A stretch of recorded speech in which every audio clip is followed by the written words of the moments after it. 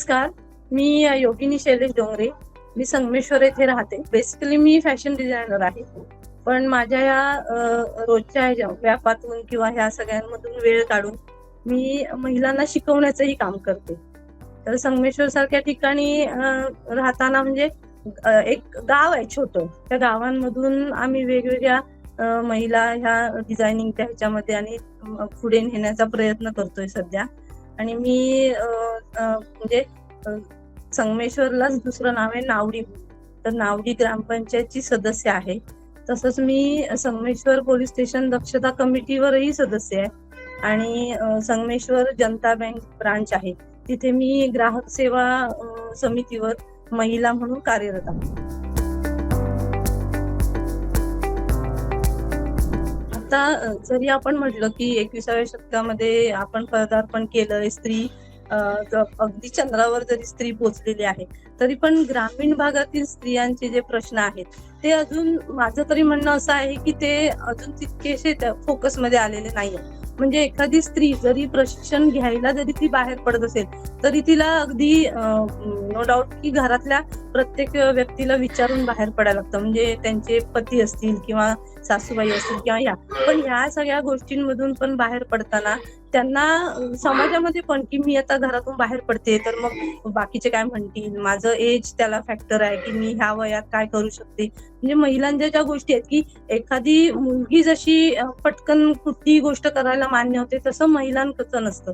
महिलांना त्या गोष्टी आधी, माझ्याकडे सुद्धा ज्या वेळेला महिला येतात त्यावेळेला ते 3-3, 4-4 वेळा आधी विचारून जातात की मॅडम असं आहे, मग आमच्या घरची परिस्थिती अशी आहे, मग तुम्ही आम्हाला कसं मॅनेज करून द्याल किंवा क्लासचं टायमिंग कुठलं मॅनेज करून द्याल. तळमळ असते प्रत्येक महिलेमध्ये की घर आपलं चांगलं करायचं, कुटुंब मी चालवणार, ह्या सगळ्या गोष्टींची तळमळ असते. पण सगळ्यांनाच त्यांना म्हणजे तसं वातावरण मिळत नाही. प्रत्येक महिला त्या वातावरणातून येत नाही. प्रत्येकाच्या घरची परिस्थिती वेगवेगळी असते. मग त्या म्हणजे कसं होतं की महिला म्हणून काम करताना त्या सगळ्या गोष्टींचा विचार करून मग समोरच्याला फेस करायला, तुम्ही इथून प्रशिक्षण घेऊन बाहेर पडल्यानंतर मी स्वतःच्या पायावर खंबीर उभी राहीन, हा एक भाव मनात ठेवून त्या महिलेने काम करावं असं होतं. त्याप्रमाणे दक्षता कमिटीवर काम करताना म्हणजे संपूर्ण गावातल्या महिलांचं तर टोटल म्हणजे रोजच्या रोज आमचं तिथं अपडेट असतातच. पण त्याच्यातूनही असे काही केसेस येतात की आजही महिला हुंडाबळीच्या बळी किंवा घरात जाच होणे किंवा ह्या गोष्टी अजूनही चालू आहेत समाजात. पण त्या ज्या वेळेला पोलीस स्टेशन किंवा आमच्या मार्फत येतात त्यावेळेला त्या बाकीच्या जगासमोर येतात की ह्या अशा गोष्टी घडतात. अजूनही माझं तरी म्हणणं असं आहे की आपण म्हणतो की स्त्री म्हणजे पूर्णपणे स्वतंत्र आहे, ती स्वतःच सगळं स्वतः निर्णय घेऊ शकते, सगळं मान्य. पण ज्या वेळेला एखाद्या समाजामध्ये राहतो, आपण समाजाबरोबर काम करतो, त्यावेळेला ह्या सगळ्या गोष्टींना बरोबर बाळगूनच स्त्रीला काम करावं लागतं. की कशा कुठल्या पातळीवर आपण काम केलं तर ते सगळ्यांना आवडेल किंवा कुणापर्यंत पोहोचेल, ह्या सगळ्या गोष्टी अशा असतात. मग दक्षता कमिटीवर काम करताना पण भरपूर आमच्या समोर वेगवेगळ्या केसेस येतात. त्या आम्ही आमच्याकडे आल्यानंतर मग आम्ही पोलीस स्टेशनला साहेबांपर्यंत पोहोचवतो आणि मग त्याच्यातनं योग्य मार्ग काढून त्या महिलेला योग्य मार्ग देतो कुठला असेल.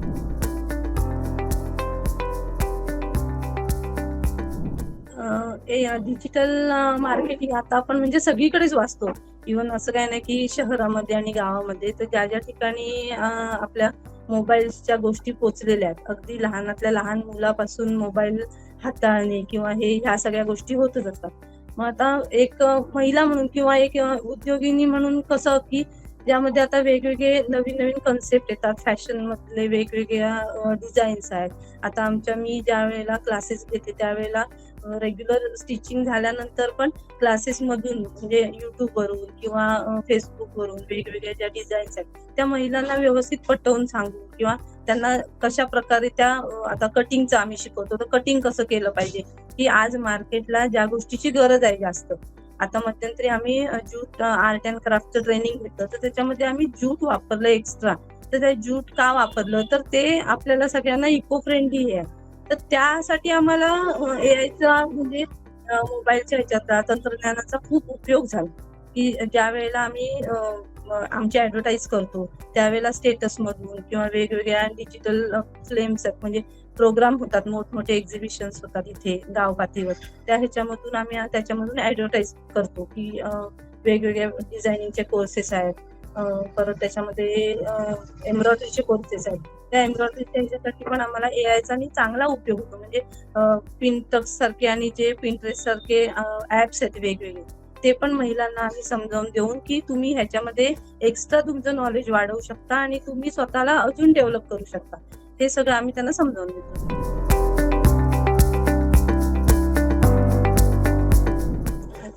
पहिलं सांगायचं म्हणजे तर एखादी महिला म्हणजे आर्थिक नियोजन हे प्रत्येक महिलेकडे असतंच. म्हणजे महिला आली तर त्याच्यामध्ये ती प्रत्येक नियोजन हे आपल्या खर्चाच्या ह्याच्या बाबतीत किंवा हे असं करतच असते. त्यामुळे महिला प्लस मी तर असं म्हणेन, महिला इज इक्वल टू आर्थिक नियोजन.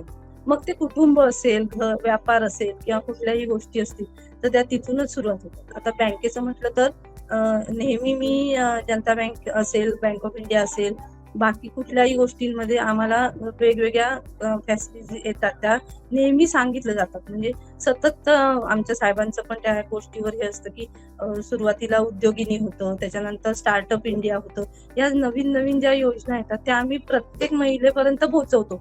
एक मीटिंग घेतो, त्याच्यानंतर महिलांचा एक सेमिनार असतो की त्याच्यामध्ये प्रत्येक महिलेनं सांगायचं की स्वतः त्या काय करतात किंवा फायनान्शियल खर्च हे कसं आहे, मग त्याच्यामधून त्यांना आम्ही डेव्हलप करायचं काम करतो. आता माझं स्वतःच उदाहरण झालं तर सुरुवातीला फक्त मी क्लासेस घ्यायचे आणि एक बचत गटाशी जॉईन होते. पण मी आता बँकेच्या सहकार्याने आणि ह्या सगळ्या गोष्टींमुळे मी एका दुकानाची आम्ही 2 दुकानं, मी आणि माझ्या मिस्टरांच्या मदतीनं 2 दुकानं केली. त्याच्याबरोबर मी क्लासेस आणि हे चालतं. म्हणजे ज्या बँकेकडून ज्या आम्हाला योजना मिळतात किंवा बँकेकडून महिला म्हणून जे उद्योगिनी सारख्या गोष्टी ज्या मिळतात त्या खरोखरच म्हणजे वाखाणण्याजोग्या आहेत की आम्हाला पुढे यायला त्या गोष्टींमुळे चान्स मिळतो. बँकेचे कायम म्हणजे कायमस्वरूपी त्यांची मदत आम्हाला असतेच.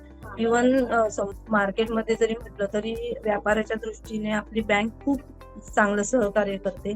आणि आता डिजिटल ह्याच्यामध्ये म्हटलं तर टोटल म्हणजे बँकिंग, आता आपण जे स्कॅनर वापरतो किंवा बँकिंग बाकीच्या सुविधा वापरतो, त्या सुविधांमध्ये सुद्धा इतक्या फॅसिलिटीज व्यवस्थित आहेत की तुम्ही म्हणजे नंतर काय काय वेळेला आम्हाला आधी वाट बघत बसायला लागायची की स्कॅनर यूज केलाय तर मग इकडे मेसेज आला की नाही. पण जनता बँकेचं आपलं एवढं हे आहे की स्कॅनरला स्कॅन झाल्या इकडे आम्हाला मेसेज आलेला असतो. म्हणजे त्याच्यामुळे आम्हाला थांबून किंवा वाट बघत राहायला लागत नाही की ही गोष्ट होते. आणि बँकेचं म्हटलं तर संपूर्ण म्हणजे टोटल डिजिटल ह्याच्यामध्ये इव्हन बिलिंगचं आहे किंवा ज्या आम्हाला कस्टमरशी कुठल्या डील्स करायचे त्याच्यासाठी पण आम्हाला बँकिंगचं व्यवहार खरोखर उपयोगी पडतात. 2005 ला क्लास चालू झाल्यानंतर एक 2-4 वर्षानंतर माझ्याकडे एक महिला आली होती की ती गणपतीपुळ्यासारख्या ठिकाणी राहत होती, पण तिचं माहेर इकडं होतं संगमेश्वरच्या जवळ. तर मला क्लास करायचा आहे. मग तिची आई घेऊन आली होती की माझ्या मुलीसाठी मी लग्नाच्या आधीपासून क्लासेस चाललं होतं, तिला जमलं नाही तर तुम्ही आता तिला जरा शिकवा. मग मी त्या महिलेला माझ्याकडचं नॉलेज दिलं, एक्स्ट्रा आम्ही तिला क्लासेस घेऊन शिकवलं. आता समाधानाची गोष्ट एवढी आहे की ती महिला गणपतीपुळ्यामध्ये जाऊन आता ती स्वतःचे क्लासेस घेते.